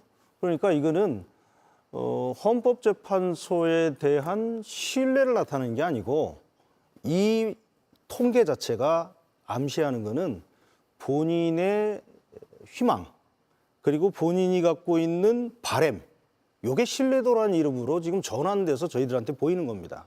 쉽게 말씀드리면 이 통계를 읽을 때 주의하셔야 될 것은 이 탄핵을 찬성하는 측에서 지금 신뢰도가 낮아졌지 않습니까? 그러면 탄핵을 찬성하는 쪽에서 본인들이 원하는 결과, 즉 인용의 가능성이 낮아졌다라고 판단하는 겁니다.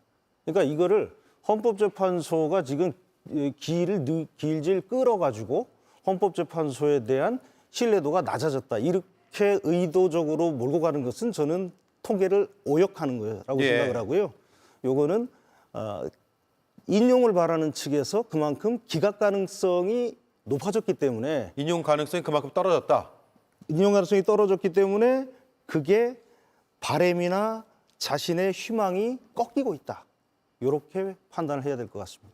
그 계기는 한덕수 총리의 기각 결정 때문일까요? 한덕수 총리의 기각 결정이 압도적으로 지금 7대1로 나왔지 않습니까? 예. 그리고 기일도 계속 늘어나고 있는데, 아까 제가 모두에 애당초 저희들이 예상했던 3월 14일, 3월 21일 이게 다 도과했거든요. 이제 오늘 목요일 날 미리 예고하지 않으면 월요일도 아닌 겁니다. 28일도 아니니까. 그러면 결국은 이제 4월로 가고, 뭐 그런 것들이 뭐 불안감이라기보다는 이거 4월 18일까지도 안 날 수도 있겠구나라는 불안감, 그리고 빨리 인용을 하면 좋겠다, 근데 안 되겠네라고 하는 것이 조기석 신뢰도로 나타나는 거지, 저걸 읽기는 신뢰도라고 하지만 그 신뢰도는 그 영역 안에 계신 분들만의 신뢰도이기 때문에 저건 진정한 신뢰도라고 볼 수 근데 없습니다. 거기서 연결해서 말씀을 드리면요, 저걸 정말 심각하게 봐야 됩니다. 헌재가 탄핵을 기각해 줄 거라고 믿는 분들의 숫자와 헌재의 탄핵의 인용을 바라는 국민들의 숫자 사이는 상당한 차이가 있어요, 사실은. 그래서 지금 같은 비중으로 보면 안 되는 겁니다. 기각을 원하는 사람들 쪽의 신뢰도가 올라가는 것과 인용을 바라는 사람들의 그 퍼센트가 떨어지는 것 사이에는 큰 차이가 있습니다. 지금 15%나 떨어졌는데 이걸 실제로 비중으로 보면 엄청난 양입니다. 이게 앞으로 더 떨어지면 헌법재판소는 사실은 국민의 신뢰 위에서만 서 있을 수 있기 때문에, 여기서 만약 탄핵 인용을 바라는 그 많은 수의 국민의 신뢰도가 계속 이런 식으로 떨어지면 헌법재판소가 앞으로 존립하기도 어려워질 수 있습니다. 이 부분을 저는 굉장히 심각하게 보고 있습니다. 교수님, 거꾸로 말씀드리면 지금 기각이나 각하를 원하는 분들의 신뢰도는 높아지고 있습니다. 이쪽에서 올라가는 것은 무시하시고 말씀 안 하시면 안 될 것 같아요. 숫자, 그 전체 국민에서의 비중을 제가 보기엔 생각해 저거 보면, 다음 주나 다다음 주에 그러니까 조사하면요, 가중치를 보여야 돼요. 비등하게 나올 가능성이 높습니다. 그러니까 탄핵의 인용을 바라는 국민 수의 숫자가 압도적으로 많기 때문에 여기서 떨어지는 비중하고 기각을 바라는 사람들 쪽에서의 그 비중, 올라가고 내려가는 것의 비중하고 똑같이 보면 안 됩니다. 예. 이쪽이 훨씬 더 많이 신뢰도가 떨어지고 있는 거죠. 15%포인트 떨어진 것과 6%포인트 올라간 것을 동일선상에서 비교할 수 없다, 이 말씀이고요. 그렇습니다.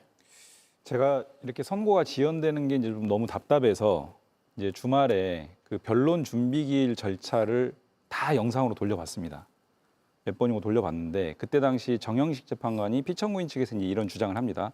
왜 뒤늦게 탄핵 소추된 대통령 사건을 이렇게 빨리 먼저 진행을 하냐라고 했을 때, 정영식 재판관이 사건의 경중이 다르고 대통령 사건을 최우선적으로 해야 된다라고 하는 것에 대해서 이견이 있을 수 있겠냐라는 취지로 분명하게 못을 박습니다. 그런데 이후에 여러 가지 절차 진행해서 선고하는 과정들을 보면 갑자기 감사원장 검사 사면에 대한 탄핵 선고하고 한 총리 탄핵 선고하고, 오늘은 또 일반 사건 선고까지 40여 건을 했다는 거 아닙니까? 20분 동안. 이러니까 그 헌법재판소의 재판관들이 공언했던 내용조차 제대로 준수가 안 되고 있는 절차 진행에 대해서 상당히 이제 의구심을 갖게 되는 거고요. 한덕수 총리 결정문에서 이렇게 표현합니다. 헌법재판소는 국정 최고 책임자의 공백 상태가 정치적 혼란과 경제적 타격이 걷잡을 수 없이 극대화되는 상황을 야기하고 있다라고 판단하고 명시를 합니다. 이렇게까지 생각하는 헌법재판소가 윤탄핵 사건을 미루면서 이 공백 상태를 장기화시키는 거에 대해서 수긍하기 어렵죠. 그러니까 이런 절차 진행에서 수긍하기 어려운 여론들이 굉장히 좀 올라오고 있다, 이렇게 봐야 된다고 생각합니다. 예. 저는 어쨌든 다들 이제 절차에 대해서 말씀을 하시고 길어지는 것에 대해서 말씀을 하시는데 헌법재판소가 지금 여기에 대해서 아무런 이야기를 하고 있지 않은 거잖아요. 최우선적으로 처리하겠다고 분명히 약속을 했습니다만 계속적으로 미뤄지고 있는 부분들에 대해서 이제는 어느 정도 이제 가이드라인을 제시를 해줘야 되는 것이 아닌가. 앞서는 저는 이제 인위적인 뭐 의견 조율 절차 이런 것들을 하는 것이 아니라 각자의 이름을 넣어서 이제 결정문을 내줘야 된다. 그것이 오히려 지금 분열되어 있는 국민들을 모으는 것이 될 것이다라고 생각을 합니다.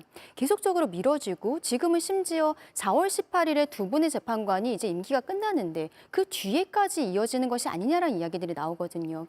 이 의원님 말씀하신 것처럼 국민들 너무 불안하고 이 국정공백 상태를 헌법재판소가 저는 자초하고 있다라고 생각을 합니다. 그렇다면은 이제는 헌재에서 어느 정도까지는 결정이 나올 것이다라는 것에 대해 국민들께 말씀을 주시는 것이 본인들의 신뢰도 회복에도 도움이 되지 않을까라고 생각합니다. 두 번째 쟁점이 헌재가 심사숙고 중인가, 차일피일 미루고 있는 중인가인데 앞서 김선택 교수께서 3명의 재판관의 이름을 얘기하면서 기각 또는 각하 쪽의 입장일 것으로 보이고 인위적으로 그런 사유들을 찾아내려고 하는 것 아닌가라는 의구심을 제기하셨는데 그런 과정이 이어지고 있기 때문에 선고가 늦어진다고 보세요?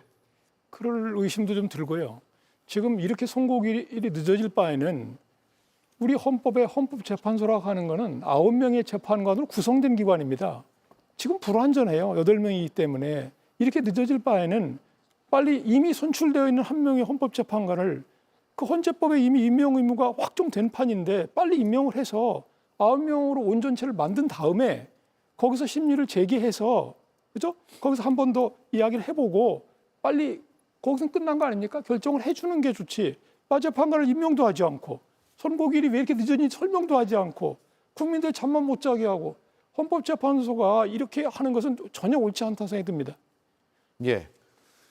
헌법재판소 법의 탄핵 심판은 180일 하게 돼 있습니다. 그게 이제 그 강행 규정은 아니지만 법을 제정할 때 대충 대통령 탄핵 심판을 한 6개월 정도는 해야 되지 않겠는가 이런 생각으로 규정을 한 거기 때문에 그 전에 끝내든 그 후에 끝내든 그건 뭐 불법은 아닙니다. 예전에 한 3개월 정도 걸렸다고 하더라고요. 두 번 다 그랬는데요.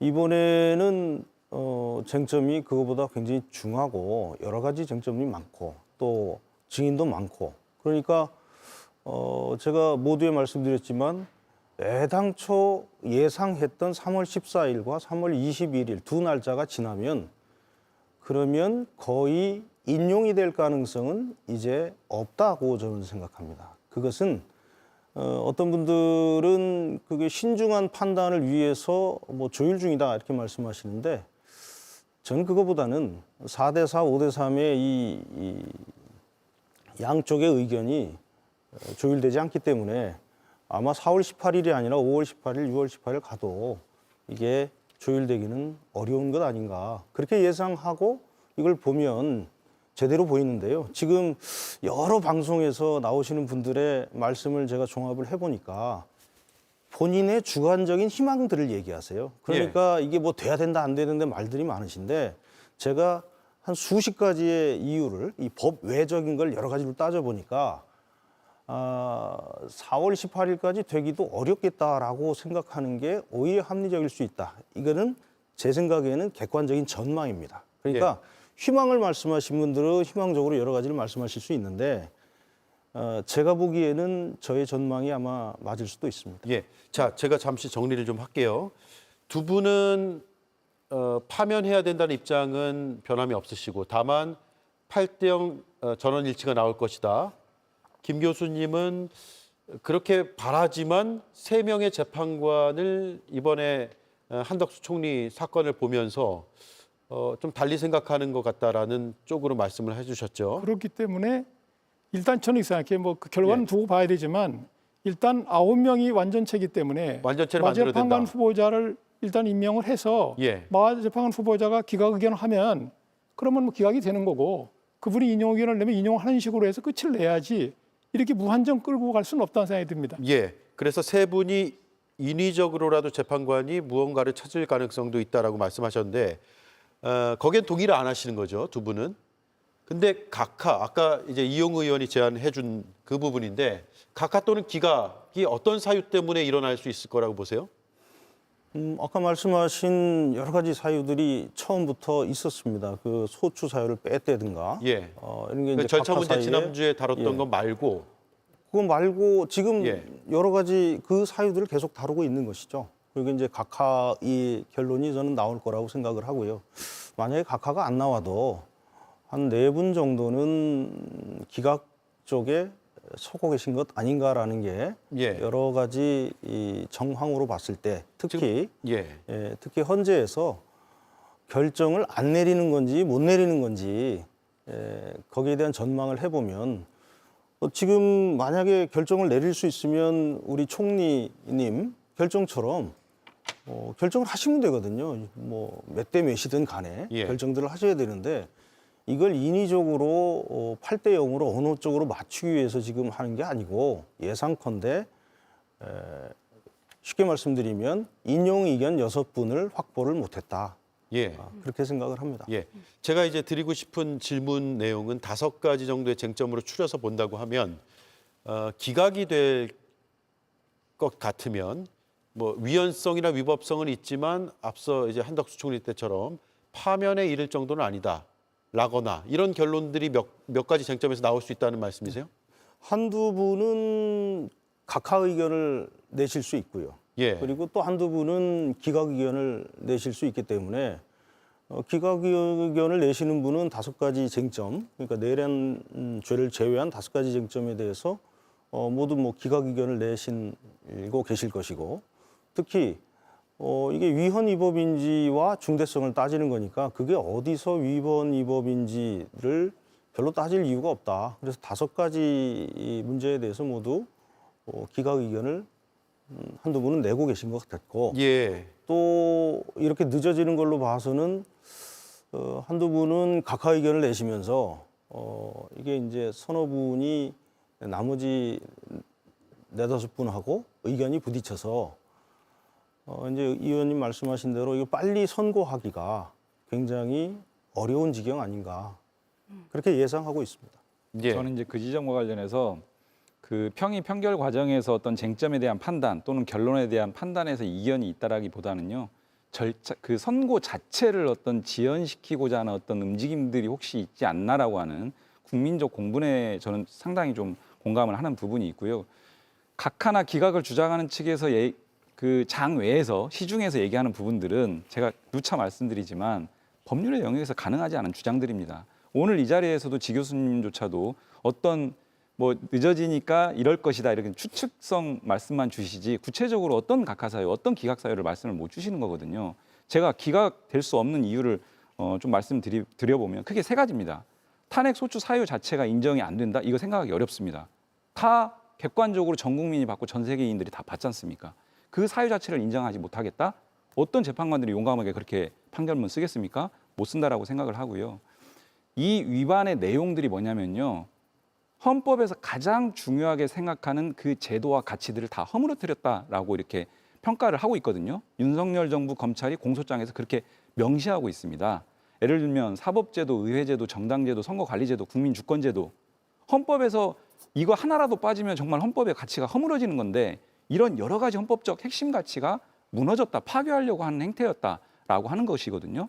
2번째는 박근혜 탄핵 결정문 잘 보시면 박근혜 당시 대통령이 이러저러한 국정농단을 했던 행위 자체도 문제지만 그 행위 이후에 이런 부분들에 대해서 사과 표명을 하고 수사 과정 다 수용하겠다라고 하고 뭐 이런 얘기들을 다 했지만 다 그게 거짓말이라는 게 다 확인됐습니다. 사과도 진정성이 없었다.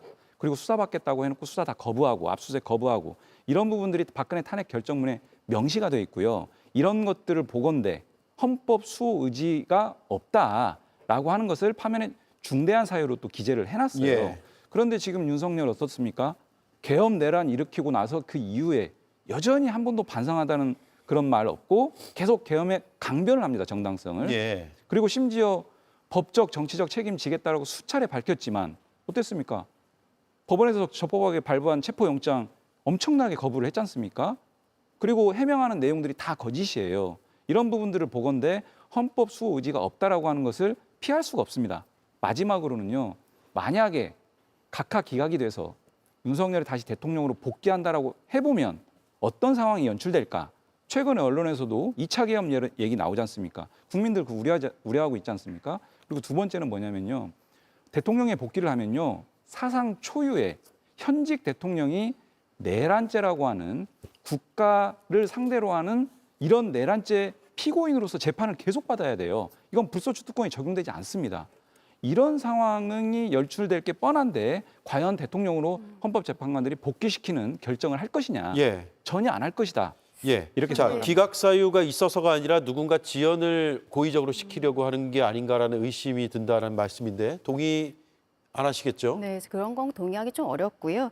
일단 헌법수호의 의지에 대해서 말씀을 드리면 조금 아까 이 의원님께서는 수사 과정에 있어서 체포영장을 거부를 한다든지 이런 것들에 대해서 지금 뭐 대한민국 법체계를 부정하는 것이 아니냐라는 형태로 이야기를 하신 것으로 들리는데 대통령이 계속적으로 문제 제기했던 것은 수사권에 대한 문제였습니다.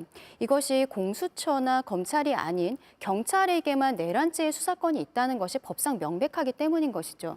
공수처에서는 어쨌든 직권남용 권리행사 방해에 대해서 수사권이 있기 때문에 연장선상으로서 내란죄까지 할 수 있다는 것 아니겠습니까?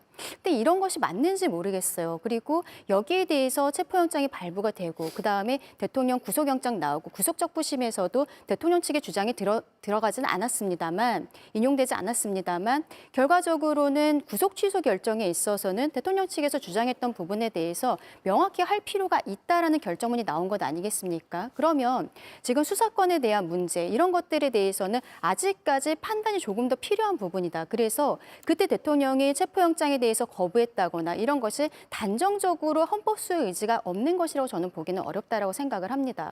그리고 대통령 측에서는 비상계엄을 선포하게 된 경위에 대해서 여러 차례 이야기를 했는데 그동안에 민주당의 폭주라는 것이 있던 것이죠. 물론 범내의 행동들입니다. 탄핵을 계속적으로 한다라든지 그리고 예산안 정부 특검 법안을 발의를 한다든지 이런 것들이 거대 야당으로서 법상 할 수 있는 권한이 있는 것은 맞지만 너무 남용되는 것이 아닌가. 이것으로 인해서 행정과 사법이 완전히 마비되었다라고 계속 주장을 하고 있는 것이거든요.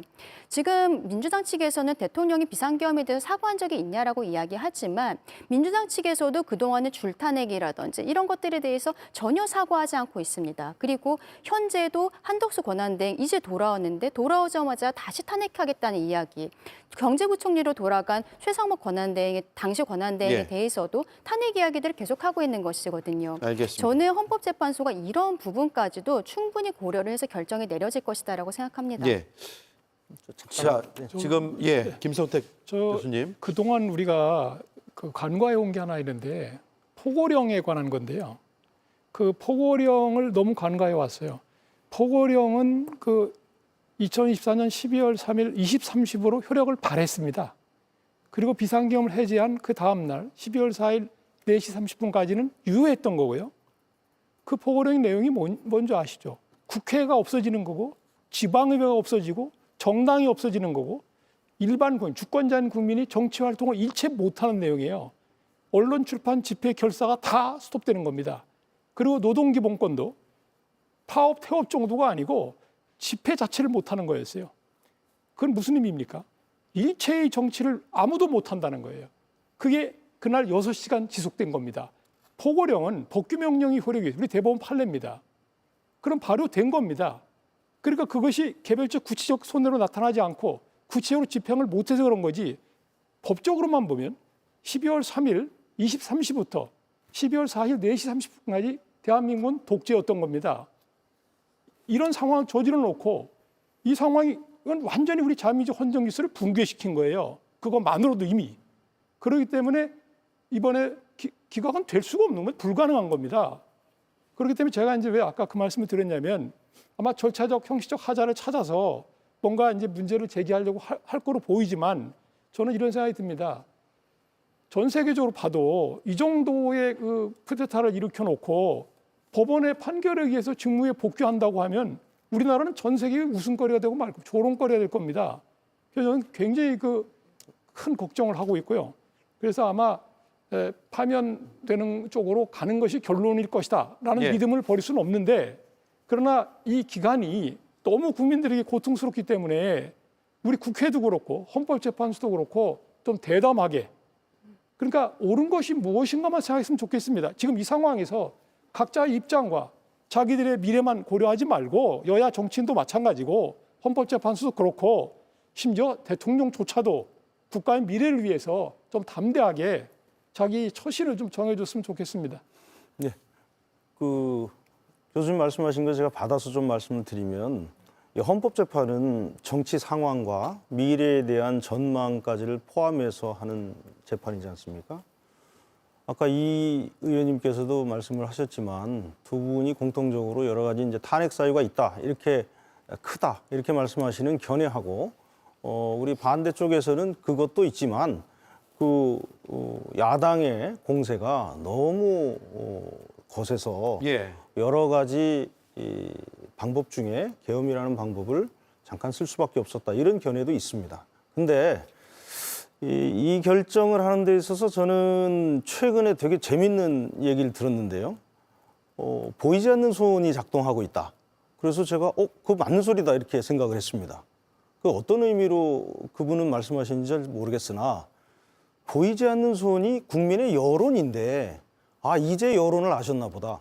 여론이 지금 비등합니다. 그래서 그분이 어떤 말씀으로, 어떤 의미로 그런 말씀을 하셨는지 모르겠으나, 이 헌법재판소의 재판을 지체시키고, 그리고 한 번에 단시간에 이렇게 탄핵을 인용하지 못하는 것은 국민 여론입니다. 예. 그게 자, 보이지 않는 손입니다. 예, 그럼 이렇게 질문드릴게요. 국민의 여론이 탄핵 심판의 결과와 그 선고 시점을 바꿀 수 있다고 생각하시는 것 같고, 다른 의견 있으세요? 국민 여론 말씀하셨는데요. 아까도 여론조사 결과는 이미 압도적으로 국민들이 조속한 탄핵 결정을 좀 요구하는 부분들이 있는 거고요. 자, 이렇게 말씀드려 보겠습니다. 특검, 탄핵, 예산, 부정선거 여러 가지 얘기를 하는데요. 100번 양보해서 그런 부분들이 있다고 해서 계엄할 수 있는 겁니까? 불가능하지 않습니까? 법리적으로. 법률 요건이 헌법과 개헌법에 명시가 돼 있는데 그걸 이유로 계엄을 한다? 경고성, 계몽령 이런 게 지금 이 토론 테이블에 성립할 수 있는 주장이 아니지 않습니까?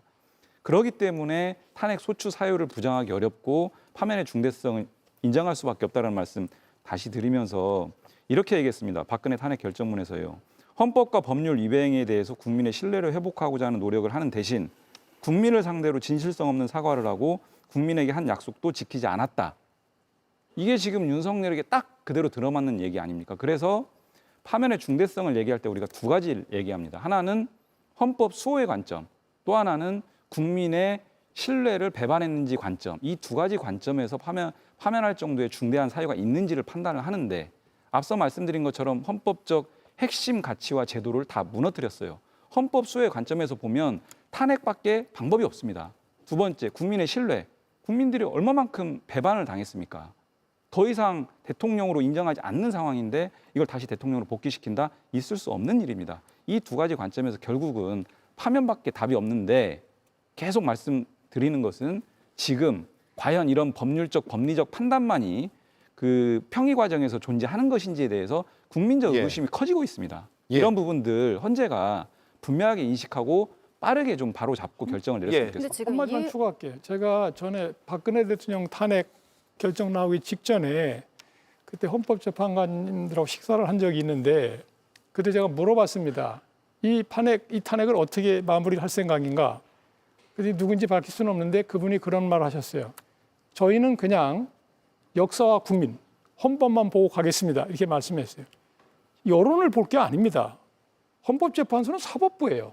그러니까 역사와 국민, 그리고 헌법만 보고 자기들이 이미 증거조사하고 진술도 다 듣고 변론도 종결하지 않았습니까? 변론 종결 왜 했습니까? 변론을 종결한다고 하는 것은 이미 자기들이 심증이 형성됐다는 거 아니에요?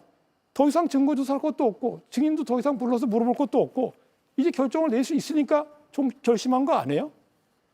그러면 이제 빨리 결론을 내줘야 되는 것이지 무슨 여론을 보고 선고기를 정합니까? 그런 일은 없을 거고요.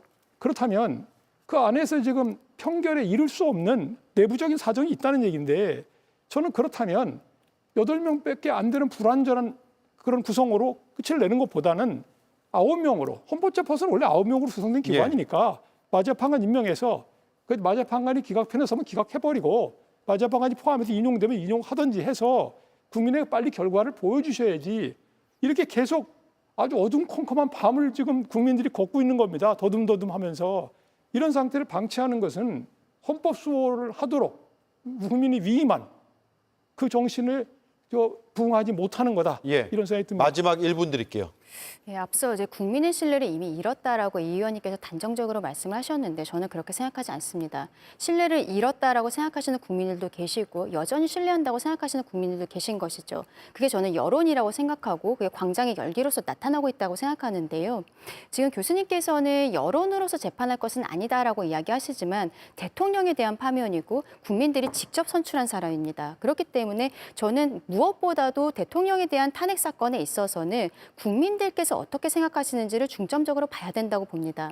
박근혜 전 대통령 때는 좀 사유가 다르죠. 그때는 어떻게 보면 개인적 비리에 대한 부분이고 지금 윤석열 대통령 같은 경우에는 민주당의 폭주로부터 이것 때문에 비상계엄이 이르게 되었다고 이야기하는 것 아니겠습니까? 개인적인 비리와는 관련이 없는 상황인 것입니다. 그렇기 때문에 더욱더 지금 상황에 있어서는 국민들의 판단에 대해서 우리 헌법재판소가 신경을 써줘야 되는 것이 아닌가라고 생각합니다. 예, 알겠습니다. 여기까지 쟁점 토론을 진행하고요. 자, 이제 오늘 토론의 수학을 거둘 시간인데 타협점을 한번 찾아볼 예정입니다. 생각을 좀 정리하시고요. 60초 뒤에 뵙겠습니다.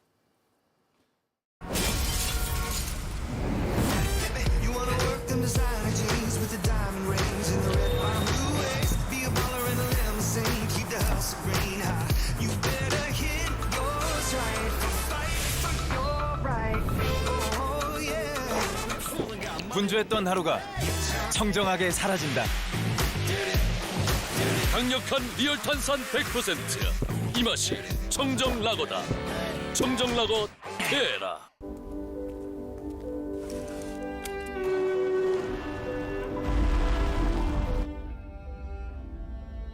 거침없지만 한없이 부드러운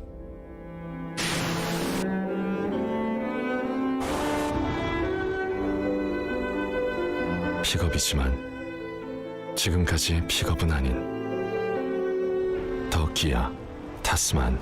Kia, movement that inspires. 예, 마지막 순서입니다. 오늘 토론으로 무엇을 남길 수 있을까를 고민했습니다. 이 파고를 넘기고 나면 아마 우리 정치를 한번 돌아보는 시간이 오지 않을까 싶습니다. 물론 아직까지 탄핵 심판 선고 날짜가 잡힌 건 아니지만 그랬을 때 가장 큰 키워드는 역시나 정치의 사법화가 아닌가 싶어요. 정치인들이 검찰, 경찰 등의 수사기관 또 넘어서 법원, 헌재로 이어지는 사법기관의 여러 가지 이제 고소 고발이랄까 아니면 탄핵 심판이랄까 이런 것들을 제기하면서 정치 스스로 무언가를 풀어가지 못하는 모습들을 많이 보여주고 있다는 비판에 직면해 있습니다. 따라서 이 파고를 넘으면 정치의 사법화를 해소하는 데 어떤 노력을 할지를 제가 제 양옆에 있는 두 정치인들께 질문을 드리겠습니다. 먼저 강전의 대변인께 드리죠.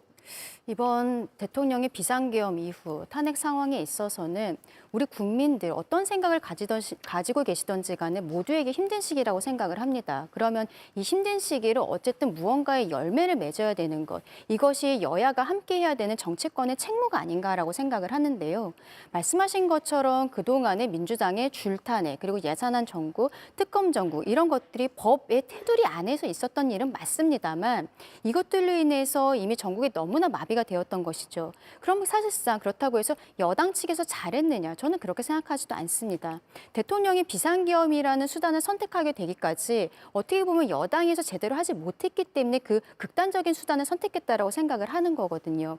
그렇다면 저는 일단은 전제 조건으로서 이번 헌법재판소의 대통령 탄핵 심판에 대한 결정을 승복한다라는 메시지를 여야가 먼저 함께 내야 된다라고 생각을 합니다.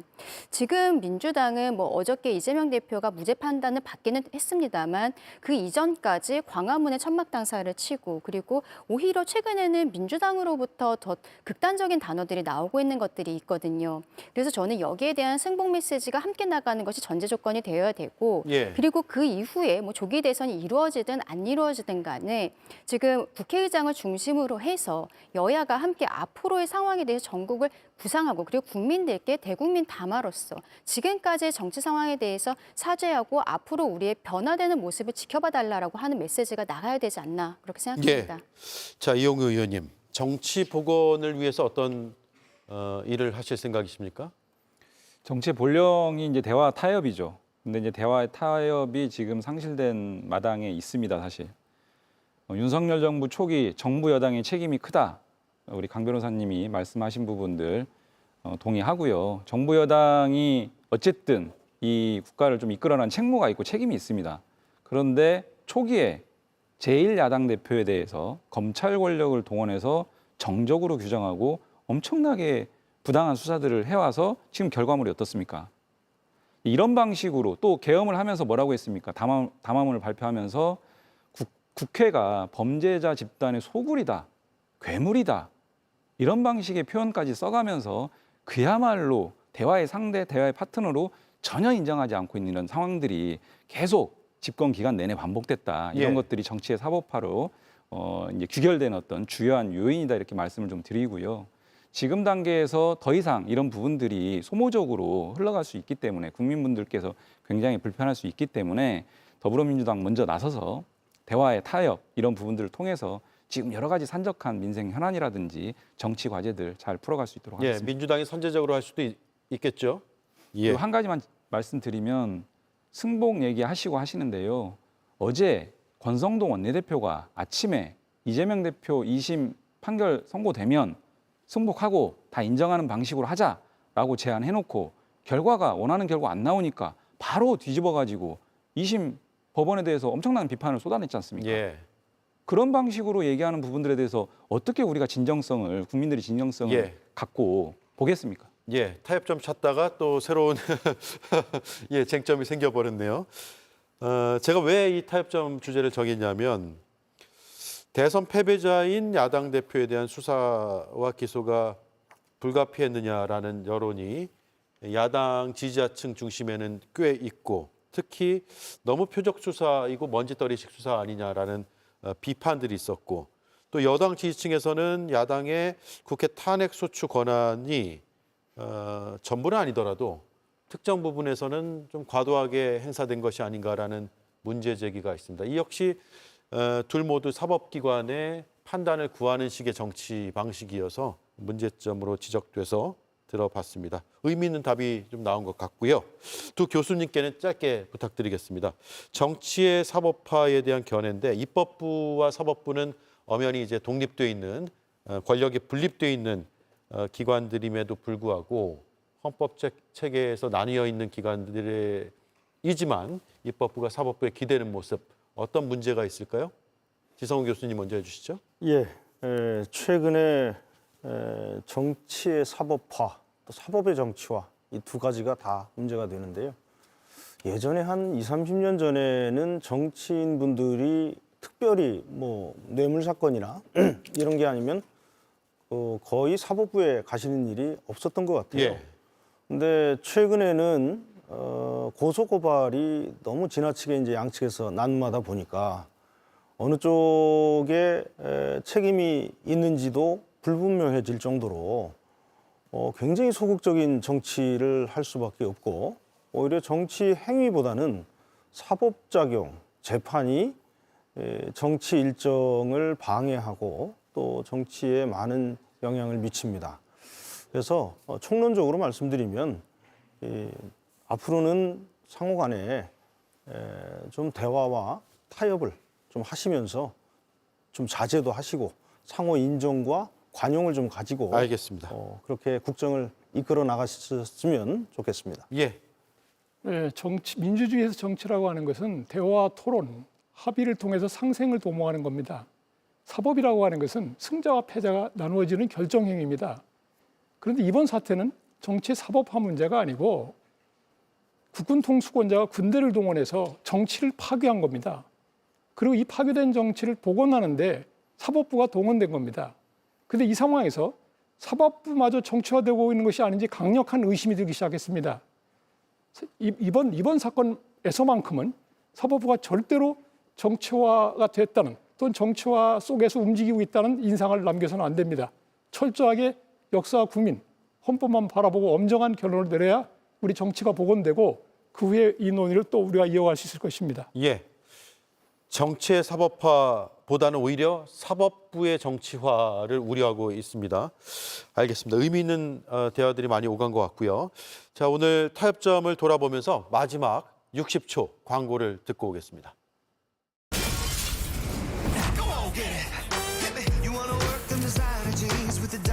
분주했던 하루가 청정하게 사라진다. 강력한 리얼탄산 100% 이 맛이 청정 라거다. 테라. 어른들이 벤포벨 S를 찾는 이유? 체력 저하, 육체 피로, 신경통. 한 번에 패스! 빠르게 회복하고 오래 지속되는 어른들의 피로 회복제 벤포벨 S.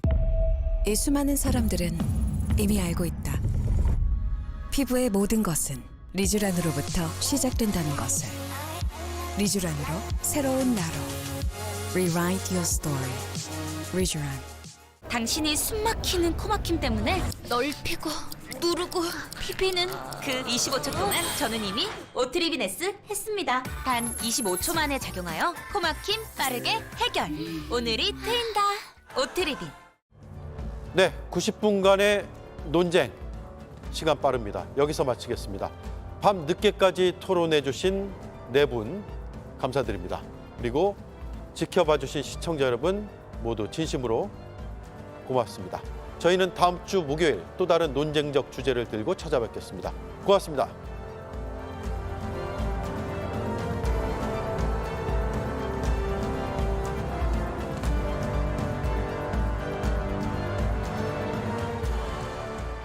JTBC